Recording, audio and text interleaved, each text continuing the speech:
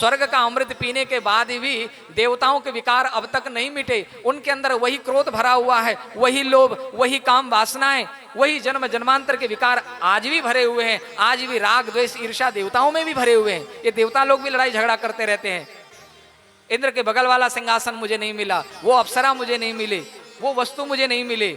अरे मृत्यु लोक में देखो, वो हवन कर रहे हैं, पूजा पाठ कर रहे हैं ब्राह्मण लोग, हमें उन्होंने भाग नहीं दिया। वरुण देव कहते हैं मुझे भाग नहीं दिया, चंद्र कहता है मुझे भाग नहीं दिया, अग्नि कहते हैं कि मुझे भाग नहीं दिया। अब प्रातः काल यहाँ पूजन होता है तो करते हैं कि नहीं यहाँ सभी देवताओं का आह्वान। अब हवन करेंगे तो हवन में भी करना पड़ता है। ओम सोमाय नमः स्वाहा, इदम सोमाय नमः, ओम इंद्राय स्वाहा, इंद्राय नमः, ओम वरुणाय स्वाहा, इदम वरुणाय नमः। नहीं करोगे तो भाग नहीं मिलेगा, उनको भाग नहीं मिलेगा तो फल नहीं देंगे। और यहाँ तक कि एक ब्राह्मण जब संध्या करता है, संध्या करने के बाद में आखिर में ओम शक्कराय नमः कह करके जल ना छोड़े तो वो इंद्र वो संध्या का फल भी ले लेता है, देता नहीं है।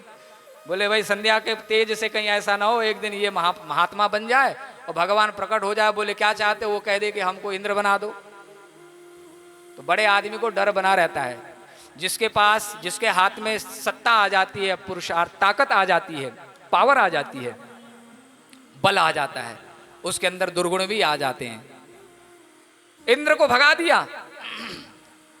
भागवत जी की ऐसी क्या महिमा। बोले देखो भागवत जी की एक खासियत है। क्या खासियत है? श्री नारद भक्ति सूत्र में भक्ति के जो सूत्र हैं उन सूत्रों को 84 सूत्र हैं। नारद भक्ति सूत्र ने 84 सूत्र दिए हैं, 84 फार्मूलाज ऑफ भक्तिज। ये 84 सूत्र उन्होंने दिए। भक्ति का क्रम क्या है, भक्ति का क्या लाभ है। जिसके जीवन में भक्ति आ जाती है, भक्ति अमृत का अर्थ होता है भक्ति, अर्थात भागवत जी जिसे हम श्रवण कर रहे हैं ये भक्ति स्वरूपा है।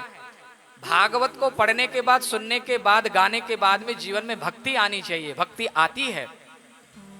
नारद जी महाराज ने कहा अमृत का अर्थ क्या है? यल्लब्ध्वा पुमान् सिद्धो भवति, अमृतो भवति, तृप्तो भवति, यत् प्राप्य न किंचित् वांछति, न शोचति, न द्वेष्टि, न रमते, नोत्साही भवति। एक सूत्र दिया है, इस सूत्र को समझना है। कोई कहे कि भागवत ही क्यों सुने, भाई स्वर्ग के अमृत और भागवत अमृत में इतना अंतर क्यों है, क्यों इसकी महिमा को ज्यादा गाया गया? तो यहाँ नारद जी महाराज ने कहा चिंता मत करो, मेरी बात को समझ जाओ। भागवत कथा सुनने के बाद में यल्लब्ध्वा पुमान् सिद्धो भवति, व्यक्ति सिद्ध हो जाता है। सिद्ध समझते हैं? सिद्ध का अर्थ क्या होता है? सिद्ध का अर्थ चमत्कार दिखाना नहीं होता है। हमारे भक्ति के मार्ग में चमत्कार को महत्व नहीं दिया गया है, ये संसारियों के लिए है। एक बंदर नचाने वाला और गलियों में आता है ना वो जादू टोना करने वाला, उसमें और फिर जहाँ चमत्कार का प्रदर्शन होता है तो समझ लेना कि जादू के खेल के अलावा कुछ नहीं है। भक्ति के मार्ग में जिन्होंने कदम रखा है उनके लिए सावधान किया है कि संसार के जो माया जाल है, संसार में जो चमत्कार दिखाते हैं कि आओ तुम्हें जो है पानी में दूध बना के दिखा दे, आज तुम्हें सफेद रंग से लाल रंग बना के दिखा दे, आओ तुम्हें 10 रुपए से 100 रुपए बना के दिखा दे, आओ तुम्हें चमत्कार दिखाते हैं, देखो यहाँ कैसे कैसे चमत्कार होते हैं। भक्ति के मार्ग में चमत्कार का कोई अस्तित्व नहीं है, कुछ भी अस्तित्व नहीं है। सबसे बड़ा चमत्कार क्या है जीवन का? जीवन का सबसे बड़ा चमत्कार आपको यही समझना है कि आपको अपने स्वरूप का बोध हो जाए और परमात्मा की प्राप्ति हो जाए। अगर ये दो काम हो गए तो समझ लेना कि आपके जीवन में चमत्कार घट गया। अगर आपके जीवन में ये काम नहीं हुआ तो समझना आपने अपना जीवन बेकार कर दिया। ये सबसे बड़ा चमत्कार होना चाहिए। भागवत सुनने के बाद में, भक्ति मार्ग में कदम रखने के बाद में सिद्धो भवति, मनुष्य सिद्ध हो जाता है। सिद्ध क्या हो जाता है? सिद्ध का अर्थ संस्कृत में होता है पक जाना। हमारे यहां बोलते हैं चावल सिद्ध हो गया, सब्जी सिद्ध हो गया, पक गया। जीवात्मा पक गया, अपने स्वरूप में आ गया। चावल का असली स्वरूप क्या है? भात है। चावल को जब पक जाता क्या बोलते हैं? भात। और भात से ही भक्त बनता है, अर्थात भक्त का अर्थ होता है भात बन जाना। क्योंकि चावल को खाया नहीं जाता, हम बोलते हैं ना चावल खा लो, गलत बोलते हैं, भात खा लो। क्या बोलते हैं? भात खाओ। लेकिन हम लोग बोलते हैं चावल खाओ। चावल कैसे खा लेंगे? वो तो कच्चा है। पकने के बाद उसको भात बोला जाता है, दाल चावल नहीं बोला जाता, दाल भात बोला जाता है। इसी प्रकार से जब तक हम कच्चे हैं हम चावल हैं। और अंतिम में भी राजा परीक्षित ने कहा सिद्धोस्मि, मैं सिद्ध हो गया, पक गया। अर्थात जीवात्मा कब पक गया? जब अपने स्वरूप का बोध हो जाए, परमात्मा की अनुभूति हो जाए, तो समझ लेना कि हम पक गए हैं। तो भक्ति का फल यही है, भागवत का फल यही है कि जीवन में अपने स्वरूप का बोध हो जाए, परमात्मा का दर्शन करा दे। ये काम केवल भागवत जी ही कर सकते। अमृतो भवति, अमृत का अर्थ क्या है? अ प्लस मृत, जो मरे नहीं। अच्छा, मरता कौन नहीं है? कौन नहीं मरता है? अरे जो जन्म नहीं लेता है वो नहीं मरता है। जो जन्म लेता है, जन्म मरण। अच्छा, जन्म ही नहीं होगा तो मरण भी नहीं आएगा। इसका अर्थ है कि स्वर्ग का अमृत पीने से फिर जन्म लेना पड़ता है। ये देवता मरते हैं कि नहीं? ये भी मरते हैं और फिर जन्म लेते हैं। अभी जो इंद्र है वो फिर से इंद्र नहीं रहेंगे, फिर दूसरे इंद्र आ जाएंगे। इसी प्रकार ये परंपरा तो बदलती रहेगी।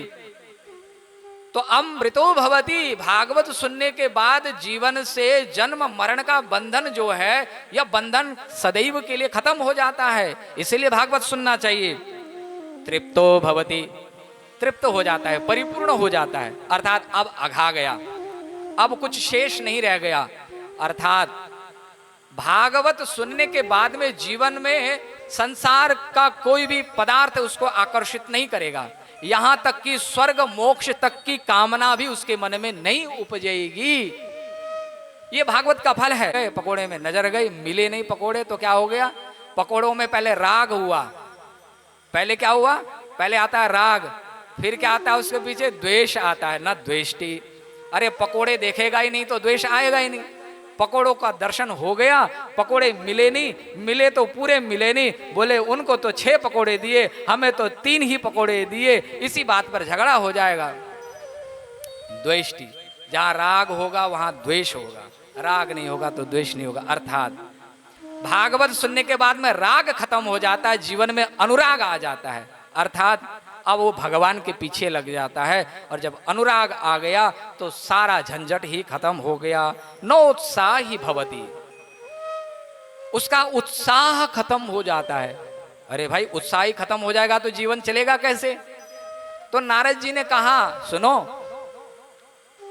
परमात्मा को पाने का उत्साह उसमें रहेगा, अपने को जानने का उत्साह उसमें बना ही रहेगा, लेकिन संसार के व्यवहार में उत्साह खत्म हो जाएगा। ये आप हम सबके लिए है। अपने जीवन में झांकना कि भगवान के मार्ग में आने के बाद, भक्ति के पथ पर चलने के बाद, जैसे पहले ललक थी वो ललक कम हुई कि नहीं संसार के प्रति? पहले अच्छा अच्छा खाने का मन ज्यादा होता था, अच्छा पहनने का मन ज्यादा होता था, घूमने का मन ज्यादा होता था, दूसरों के यहाँ जाने का ज्यादा मन होता था, आओ भक्ति करने कराने का ज्यादा मन होता था, लोगों को दिखाने का मन ज्यादा होता था। अर्थात सामाजिक रूप से बहुत ज्यादा दिलचस्पी रहती थी।